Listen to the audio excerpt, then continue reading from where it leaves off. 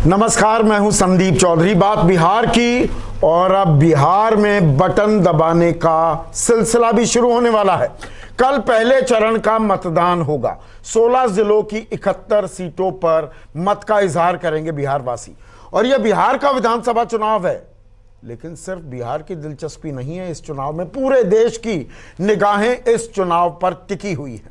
तो आज इस प्रोग्राम में हम सिर्फ बिहार वासियों को ही नहीं, वो तो जानते हैं कि किन इलाकों में हो रही हैं, उन इलाकों की खासियत क्या है, लेकिन पूरे देशवासियों को हम समझाएंगे कि दरअसल किन किन इलाकों में ये वोटिंग की प्रक्रिया, पहले चरण की प्रक्रिया शुरू होगी, उनकी अहमियत क्या है, जातीय समीकरण क्या है, और पिछली दफा 2015 में यहां पर किस पार्टी ने कितनी सीटें जीती थी, ताकि आपको अंदाजा लगे कि इस बार क्या हो सकता है और क्या मुद्दे वहां पर जमीन पर उतर पाएंगे या नहीं उतर पाएंगे। और पिछली बार खास बात यह थी कि जेडीयू और आरजेडी और कांग्रेस ये साथ थे, इस बार जेडीयू बीजेपी के साथ है।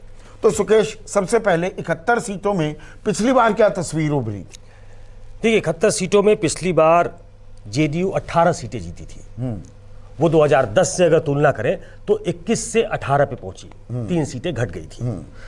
जबकि आरजेडी 5 सीटें जीती थी 2010 में। 2010 याद करिए, बहुत बुरा परफॉर्मेंस था आरजेडी का। नेता प्रतिपक्ष भी नहीं बन पाए थे, 22 में से 5 सीटें आरजेडी इन्हीं इलाकों में जीती थी। वो 5 से बढ़कर 27 हो गई थी।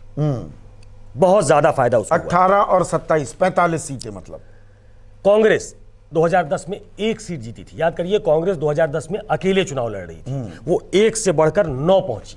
तो 54 सीटें राजद, जेडीयू और कांग्रेस के गठबंधन ने जीती।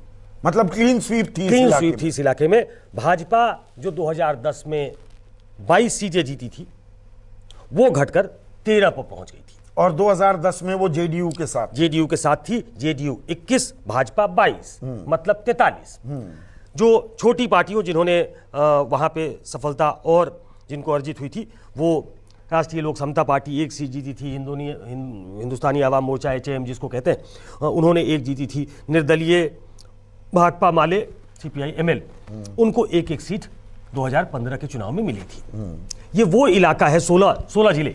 बता दूं, 16 जिले। हाँ, ये 16 जिले, ये इलाके क्या है, ये क्योंकि देशवासियों की भी दिलचस्पी है, उन्हें भी बिहार समझना चाहिए। आप शुरू करिए बांका से। बांका, भागलपुर, ये कौन सा इलाका है? सेंट्रल बिहार है, नॉर्थ बिहार है, कौन सा बिहार? नहीं, नॉर्थ बिहार छोड़ दीजिए आप। हाँ, ये मगध के इलाके हैं। बांका से शुरू करिए। बांका, भागलपुर, पटना, मुंगेर, जमुई, लखीसराय, शेखपुरा, नवादा, गया, जहानाबाद, अरवल, भोजपुर, औरंगाबाद, बक्सर, रोहतास और कैमूर, ये इन इलाकों में ये फैला हुआ। सेंट्रल और साउथ ईस्ट अगर मैं कह दूं, उसको साउथ ईस्ट कहेंगे, क्या कहेंगे, मतलब ये जो मध्य का इलाका तो है ही, का जो पूर्वांचल से जुड़ा हुआ इलाका, रोहतास, कैमूर, वो वही इलाके हैं। ये इनमें से बहुत सारे इलाके संदीप अगर आप देखें तो वो जैसे गया, जहानाबाद, अरवल, बक्सर, कैमूर, ये वो इलाके हैं जहां CPI ML की अच्छी खासी पैठ है, जो जहां पर नक्सलियों की पहले छाप थी। अगर हम सीधी सरल भाषा में अभी भी CPI ML के ये वो पॉकेट है जहां हर बूथ पे, अगर हर सीट पे अगर आप देखें तो उसके 5000, 7000, 8000 वोट हैं। और पिछली बार इनका आरजेडी से गठबंधन, आरजेडी जेडीयू से गठबंधन नहीं था। इस बार बाकी VIP, राष्ट्रीय लोक समता पार्टी, इन तमाम दलों को छोड़कर आरजेडी ने बड़ा टैक्टिकल अलायंस किया है कांग्रेस और CPI ML के साथ। CPI भी है, CPI M भी है और CPI ML भी है। इसलिए ये वो इलाका है, 71 सीट, ये ऐसा इलाका है जहां 27 आरजेडी रिटेन कर रही है, 27 सीटें, और CPI ML के साथ होने की वजह से इनको कुछ एक्स्ट्रा मिलता भी है, क्योंकि वो सीटें जहां कम वोटों से आरजेडी हार जाती थी वो कॉम्प्लीमेंट करेगी सीपीआई एमएल। इसी इलाके में सीपीआई एमएल को भी सीटें मिली है। ये वो इलाके हैं जहां सीपीआई एमएल खड़ी होती थी और आरजेडी खड़ी होती थी, तो कई सीटों पे आरजेडी उनको कॉम्प्लीमेंट करेगी। तो ये 71 सीटों में अगर आरजेडी का परफॉर्मेंस, आरजेडी अलायंस का परफॉर्मेंस अच्छा नहीं होता है तो ये बैड न्यूज होगी उनके लिए। ये 71 सीटें उनके लिए डू और डाई हैं। इसको ऐसे समझिए, ये इनका स्ट्रॉन्ग फोर्ट है, ये इनका किला है। अगर यहां पर ये बढ़त बनाते हैं जेडीयू बीजेपी गठबंधन के ऊपर, तब ये खेल में है, गेम में है, वरना ये गेम से बाहर हो जाएंगे। आप ऐसे समझिए इसको, 2010 का चुनाव था। 2010 के चुनाव में अगर आप 22 सीटें बीजेपी और 21 सीटें जेडीयू की मिला लो तो सीटें होती हैं 43। इन 71 में 43 जीती थी। लेकिन जब आरजेडी, जेडीयू और कांग्रेस लड़ी तो ये सीटें हो गई 54 2015 में। तो आपको उस फोर्स का अंदाजा लगेगा। नहीं, 2010 की आपने बड़ी दिलचस्प बात कही, 22 और 21 43 ही सीट मैं ही लगा रहा हूं और जानबूझकर लगा रहा हूं। 43 के बाद भी यहां पर बच जाती हैं लगभग 28 सीटें, लगभग क्या एग्जैक्ट 28 सीटें। मतलब 28 सीटें बीजेपी और जेडीयू को 2010 में नहीं मिली थी। हाँ, इन दोनों दलों को नहीं मिली थी। इन दोनों दलों को नहीं मिली थी। मतलब जो बेस्ट परफॉर्मेंस था अभी तक बिहार में इन दोनों दलों का, गठबंधन का, वो 2010 में था जब वो 206 सीटें। मतलब ये इनका स्ट्रॉन्ग होल्ड है, ये आरजेडी का स्ट्रॉन्ग होल्ड है। बिल्कुल। और आरजेडी तो दरअसल 23 सीटों पर सिमट गई थी अकेले, वो खुद नेता प्रतिपक्ष नहीं बना पाई थी 2010 में। बिल्कुल ठीक तो है। जो कुछ जीता आरजेडी ने वो इसी इलाके में जीता था। आरजेडी ने 5 ही सीट जीती इसमें। लेकिन जो बेस्ट, मैं कह रहा हूं, जो विनिंग कॉम्बिनेशन था उसने भी 43 सीट ही जीती थी। उसके अलावा अलग अलग दलों ने यहां पे सीटें जीती, जो बाद में जेडीयू बीजेपी के साथ जुड़ गए। बिल्कुल। तो आप ये समझिए कि 71 में 27 आरजेडी जीत चुकी है इन इलाकों में, और सीपीआई एमएल को साथ लिया है। कांग्रेस जो 9 सीटें जीती थी उनको भी साथ लिया है। तो ये एक स्ट्रॉन्ग 27 और 9 36, आधे से ऊपर तो सीट इन दो की ही बनती है। हम सरलीकरण कर रहे हैं और इसमें सीपीआई एमएल, सीपीआई और सीपीएम का पुट जोड़ दो तो ये वो इलाका है जहां पर तेजस्वी को पहले डिसाइसिव लीड लेनी होगी, वो नहीं ले पाते हैं तो गेम नहीं, गेम ओवर नहीं कह सकता हूं, लेकिन इन इलाके में अगर आरजेडी के नेताओं से बात करो तो उन्हें उम्मीद है कि वो 50 के आसपास सीटें जीत सकती है। 2015 से 20 के बाद जो 20 का चुनाव है वो एंटी इनकम्बेंसी का भी चुनाव है, वो युवाओं को जोड़ने का भी चुनाव है, उसमें बेरोजगारी भी एक बड़ा मुद्दा बना है। तो सोशल कॉम्बिनेशन को एक साथ रखिए और युवाओं का गुस्सा, रोजगार की कमी, नौकरियों का मुद्दा बनना, इन तमाम चीजों को अगर जोड़ दीजिए तो ये एक बड़ा चंक आरजेडी के फेवर में दे सकता है। 2 करोड़ 14 लाख वोटर हैं इन 71 सीटों पर, इनमें से 1,01,000-2,000 के करीब महिलाएं हैं। पर ये जो जातीय समीकरण, देखिए जाति एक कड़वी हकीकत है, पूरे भारत में कहीं चुनाव हो और खास बिहार की बात करें तो जातियों में एक द्वंद्व तो होता है।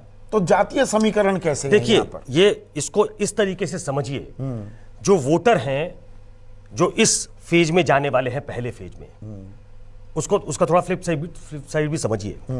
करीब 1 करोड़ से ज्यादा महिलाएं हैं। अब मैं एक दूसरे इसमें आपको ले जाना चाहता हूं। 1 करोड़ महिलाएं हैं, 2 करोड़ कुछ वोटर हैं, जिसमें 1 करोड़ के आसपास महिलाएं हैं। 1 करोड़ 1 लाख या 1 करोड़ 2 लाख, ऐसे 1 करोड़ से ऊपर महिलाएं हैं। अब बहुत चर्चा हो रही है और इसको भी हमें समझना चाहिए, आम दर्शकों को भी समझना चाहिए और उन्हें भी अपने इलाके में अगर वो पॉलिटिकली एक्टिव हैं तो उन्हें इस बात की थाह लेनी चाहिए कि जो तेजस्वी की सभाओं में जो गूंज देखने को मिल रही है, जो नौकरियों को लेकर एक बड़ा मुद्दा बन रहा है, सबसे अहम मुद्दा, सबसे अहम मुद्दा बन रहा है, जो कल उन्होंने फॉल्टर किया है उसकी बात थोड़ी बाद में लेके आता हूं। लेकिन अभी अगर बात करूं, 2 करोड़ 14 लाख वोटर है, 1 करोड़ महिलाएं हैं, उसमें बहुत सारा वोट जो है वो अगर मैं बाइफरकेट करके बताऊं तो ईबीसी का भी है। तो ये जो मोटे तौर पे वोटर है ये जेडीयू का वोटर रहा है, ये नीतीश कुमार का वोटर रहा है।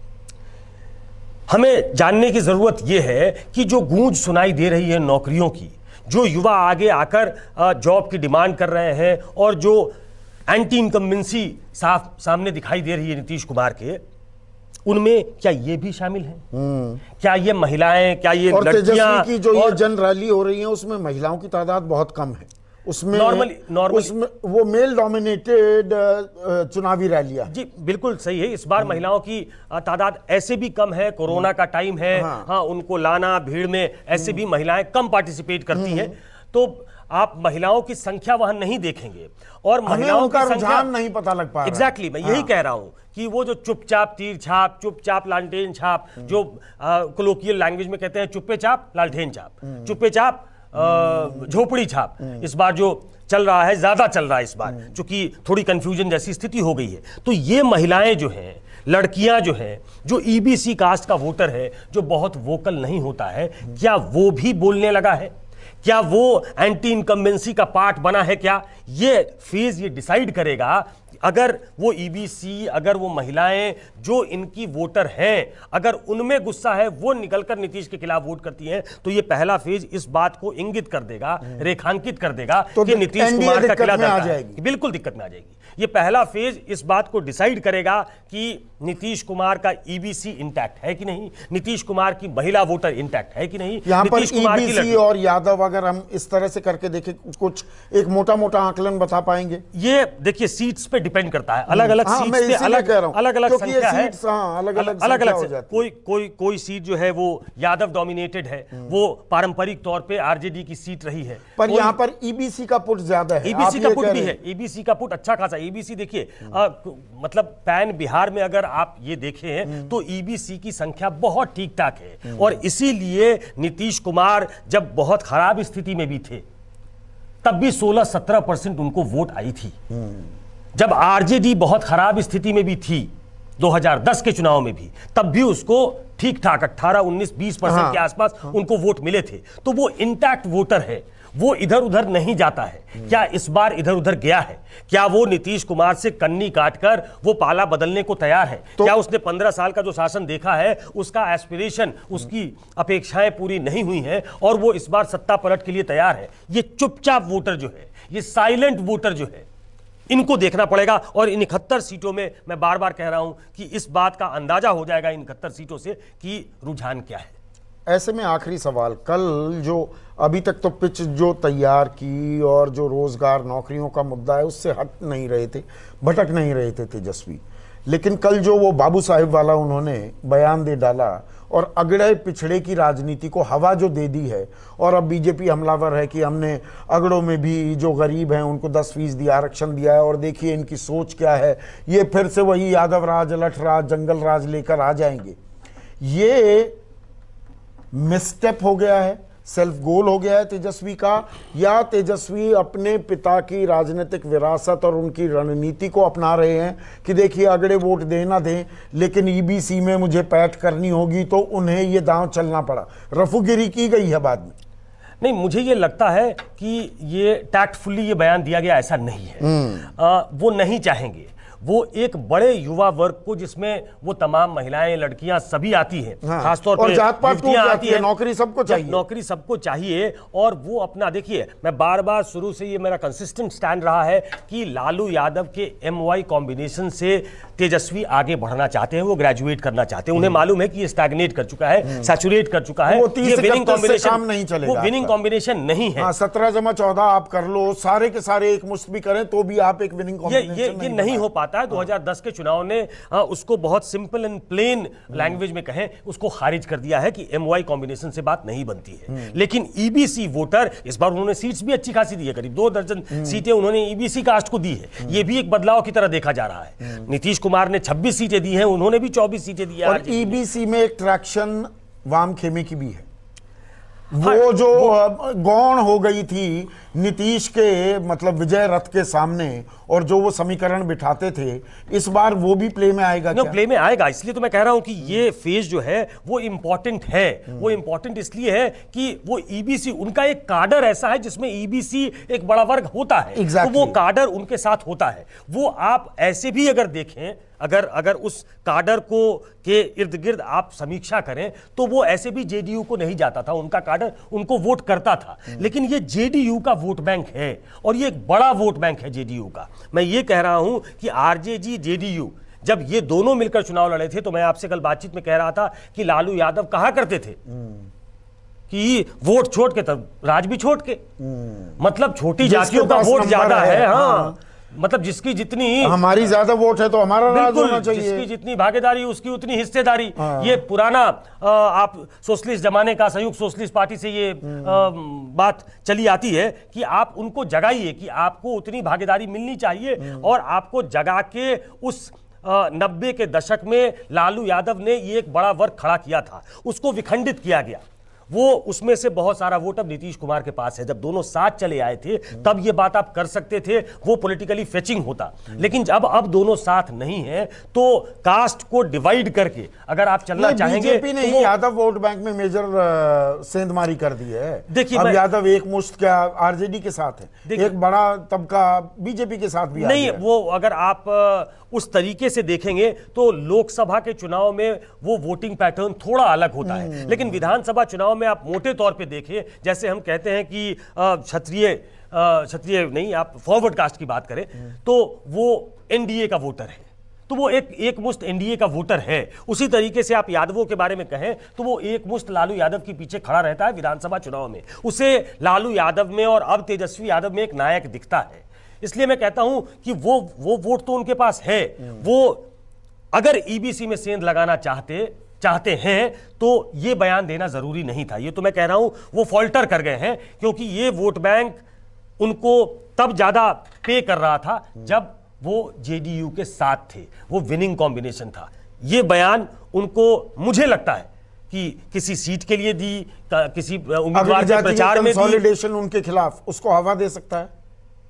जिस तरीके से बीजेपी चर्चा कर रही है कल से अगर आप देखें, और उसमें वो पार्लियामेंट में जो बहस हुई, जो गरीब सवर्णों को जो आरक्षण दिया गया 10%, जिसमें आरजेडी के एक बड़े नेता रघुवंश प्रसाद सिंह बहुत खफा थे कि जो पार्लियामेंट में स्टैंड लिया गया वो स्टैंड आरजेडी के लिए पॉलिटिकली मुफीद नहीं है। आप याद करिए 2009 का चुनाव, सिर्फ एक एग्जाम्पल देना चाहता हूं, दर्शकों को भी याद करा दूं।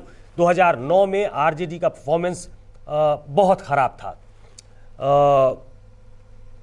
2009 में सही अगर कह रहा हूं, हाँ 2009 में, जब 2004 से 9 तक यूपीए की सत्ता में लालू यादव थे, उस समय वो बहुत मजबूत थे, वो 24 सांसदों के साथ थे। 2009 में वो 4 सांसद जीते। उन 4 में से आपको याद कराता हूं संदीप, 3 क्षत्रिय वर्ग से आते थे, जगदानंद सिंह, उमाशंकर सिंह, रघुवंश प्रसाद सिंह। एक लालू यादव जो उनको लीड करते थे वो यादव बिरादरी से आते थे। तो 3 क्षत्रिय सांसद उनके 4 में से जीत के आए थे। तो वो एक ऐसा वर्ग है जो इनका वोटर होता था। इसे जानबूझकर तेजस्वी नाराज नहीं करना चाहेंगे। इसलिए मैं कहता हूं कि वो फॉल्टर कर गए। अगर वो बड़ी जातियों के बारे में भी कह रहे थे और इस वीकर सेक्शन को कंसोलिडेट करने की भी कोशिश कर रहे थे, तो मुझे लगता है कि वो फेचिंग इसलिए नहीं है क्योंकि वो वोट ऑलरेडी डिवाइडेड है। इसलिए उसमें वो खांचा बनाने की कोशिश नहीं करेंगे, कंपार्टमेंट बनाने की कोशिश नहीं करेंगे। वो कोशिश तब थी, जब मैं बार बार कहता हूं, जब आरजेडी जेडीयू दोनों साथ थे, वो पूरे पिछड़ों का वोट एक साथ ले जाते थे। तो ये पहले चरण का जो मतदान कल जो होने वाला है, ये एक बड़ा गेम चेंजर और गेम डिसाइडर भी हो सकता है। यहां पर अगर तेजस्वी लीड नहीं बनाते हैं, अच्छा प्रदर्शन नहीं करते हैं, तो उनके लिए बिहार के मुख्यमंत्री की कुर्सी का पथ बहुत पथरीला, बहुत कटीला और बहुत कठिन होने वाला है या हो सकता है। आज के लिए, अभी के लिए बस इतना ही। नमस्कार।